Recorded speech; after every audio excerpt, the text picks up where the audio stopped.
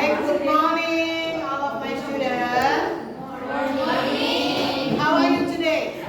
I'm fine. Fine, only fine, thank you. Ya? Yes. Kita bilang urut atau urutannya. I'm fine too, thank you. Baik. Today I would like to we are talking about the narrative text, ya? Apa? Narrative text. Ada yang pernah dengar apa itu narrative text? No. Ya. Ibu sudah tulis di sini, ya. Narrative text, ya, is an imaginative story to the entertain reader. Ya.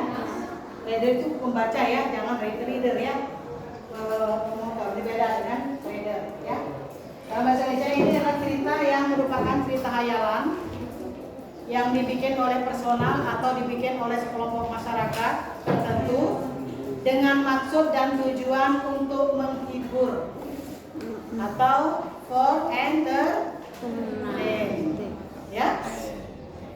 Ya, jadi itu untuk menghibur, baik itu cerita yang story-nya yang bad story atau yang happy Story. ya. Yes. Sometimes ada orang yang menganggap bahwa cerita horor itu menarik, ya. Tetapi ada yang menganggap bahwa I don't like horror story, but I like dramatic. I like love story, ya. Yes. Depend on person. Bagi sebagian orang yang memiliki hobi nonton film horor atau baca-baca horor, maka itu cerita adalah cerita yang menghibur. Yes. Ada unsur entertainment, ya. Tapi bagi orang yang tidak suka dengan cerita horor, maka itu bukan cerita yang menarik. Yes. Begitu juga sebaliknya. Biasa kalau cewek-cewek senangnya nonton drama-drama yang romantis, maka bagi sebagian cowok-cowok mereka tidak suka. Bukan cerita yang Romantis. jadi depend on dia akan menjadi menarik, dia akan menjadi entertain, dia akan menjadi hiburan bagi orang yang suka. Yes. Ya, baik. Nah, kalau kita berbicara mengenai narrative text, ya, ada structure dari narrative text. Ini guru tingkat NPD, narrative Text. ya. Ada 4 poin dalam structure di narrative text. Yang pertama adalah orientation, ya. Di sini dia mencakup opening paragraph, ya. Yes. Opening paragraph, where the characters of the story are introduced. Di sini dijelaskan karakter daripada orang-orangnya, ya. Orang-orangnya, pengenalan tokoh-tokohnya, time atau waktu kejadiannya, lokasi atau tempat kejadiannya. Ini masuk dalam Text. ya. Artinya dia di awal buka. Di orientation ini di sinilah mencakup karakter of the person yang akan cerita, yang diceritakan. Yes. Waktu kejadian terjadinya, gitu ya, biasanya mencakup orangnya, karakternya, waktunya, terus tempat kejadian. Ini masuk dalam orientation. Kalau kita berbicara seperti bahasa Indonesia, ini adalah pembukanya, ya, pengenalan. Yes. Introduction of the story. Ini ada di pertama. Kemudian yang kedua ada complication. Nah, di complication ini, where the problems in the story are developed, ya. Di sini yang masalahnya muncul, ya. Permasalahannya ada di complication. Kemudian apa yang dihadapi, apa yang terjadi, diceritakan detail di dalam complication atau isi dari cerita. Yes. Isi atau inti dari story. Yes. Ini ada di complication. Complication. Ya. Yes. Kemudian yang ketiga ada yang resolution. Resolution. Di dalam resolution ini, the problem in the story solved, ya. Di sini ada masalahnya, sudah mulai dicarikan solusinya, ya. Bagaimana pemecahan masalah yang ada di dalam complication itu dicari di resolution. Jadi di sini ada di sini poin daripada solusi. Oh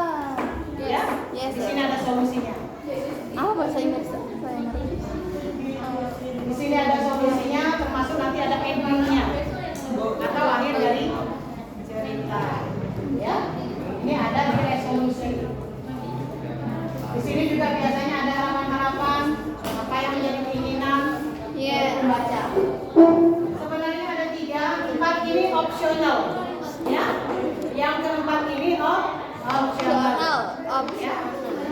Karena di 4 ini ada koda atau orientation. Ini optional. Ya. It is lesson from the story.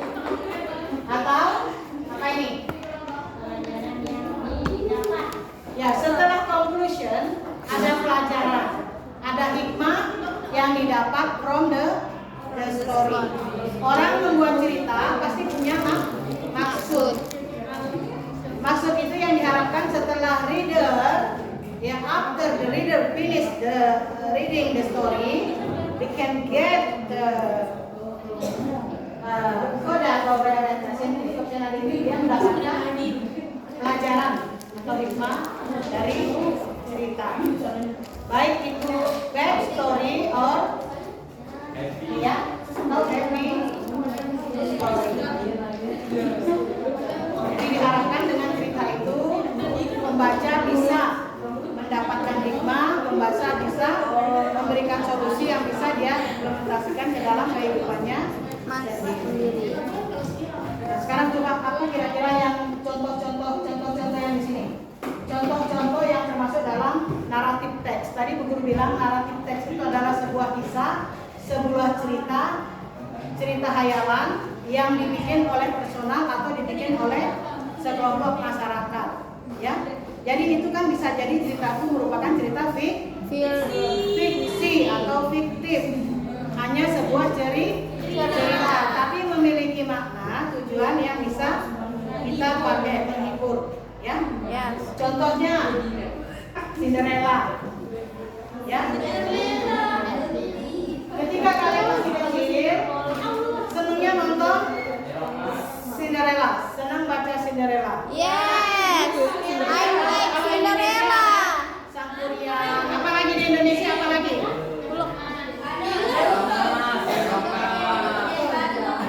Apa yang Malin Kundang. Malin Kundang. Ada hikmah yang kalian dapat dari kisah Malin Kundang? Yang tidak boleh melawan orang tua. Tidak boleh melawan orang tua. Bawang merah, bawang putih. Especially we are in the Lombok Island. What is our Mandalika. Mandalika atau Putri Mandali? Sudah dengar ceritanya, Nak? Belum, nanti kita lanjutkan ke ya. Sehingga untuk Mandalika itu ada momentum. Biasanya Januari, Februari itu mulai orang bau nyale, ya. Nah, itu biasanya di wilayah Lombok Tengah. Little Mermaid masuk apa tidak? Little Mermaid masuk apa enggak dalam naratif teks? Masuk. Masuk. Ya, apa lagi? Beauty and the Beast. Ya, pokoknya ya Frozen. Bu Guru. Cerita Bu Guru pernah makan nyale. Apa saya? Nyale. Bu Guru pernah makan nyale. Bu Guru terus terang nyale pernah lihat, Tapi enggak makan. tapi untuk makan Bu Guru tidak berani. Ya, beli aja. Ya, nyale itu kan seperti cacing ya. Ya. Nyale itu seperti cacing. Ada apa? Iya, itu bagus. Cuma memang Bu Guru agak geli mungkin ya. Oh, bukan juga Bu Guru tidak berani, apalagi mau sama. Ya, jadi begitu ya. Kalau kalian mau baca kisahnya Putri Nyale itu bagus. Udah tahu, Bu. Ya. Cerita Putri Nyale adalah seorang Putri yang banyak disukain pangeran. Standing in front of the glass. Come in. Yes. Sini saya. Enggak bisa, Bu Guru. Oke teman-teman, oke kelas. Sekarang kita dengar cerita atau kisah mengenai Putri Nyale. Sini saya. Enggak bisa public speakingnya, Bu. Yes, in Indonesian, oke. Dalam Indonesia nanti kita bareng-bareng kita translatekan ke dalam bahasa Inggris. Mohon perhatian semua ya. Untuk kisah Putri Nyale. Berdua ya? Ayo. sudah giliran. Yang lain diam ya, mohon perhatiannya ya. Oke. Dan pakai bahasa Indonesia enggak apa-apa. Baik, saya akan menceritakan. Saya akan menceritakan sebuah cerita tentang Putri Mandalika. Yes. Putri Mandalika. Yang lain perhatikan. Nanti kita sama-sama translate ke Inggris. Terus, Ini mau mulai dari mana? ya. Putri Mandalika ini lihat nih. Mengenai tokoh siapa Putri Mandalika? Putri Mandalika itu seorang putri yang banyak disukai oleh para pangeran. Ya. Dia adalah seorang putri yang cantik. Sehingga dengan kecantikannya itu membuat banyak pangeran dari kerajaan-kerajaan lain ya tertarik. Itu masuk dalam kemudian oke. Baik. Kapan kejadiannya? Ya, long time ago. Ya, ini cerita masa lalu di Pulau Kejadian atau tempatnya tahu nggak? Di mana lokasi kejadian? Di Kuta Mandalika. Apa konflik yang ada? Konflik yang terjadi dari kisah tersebut?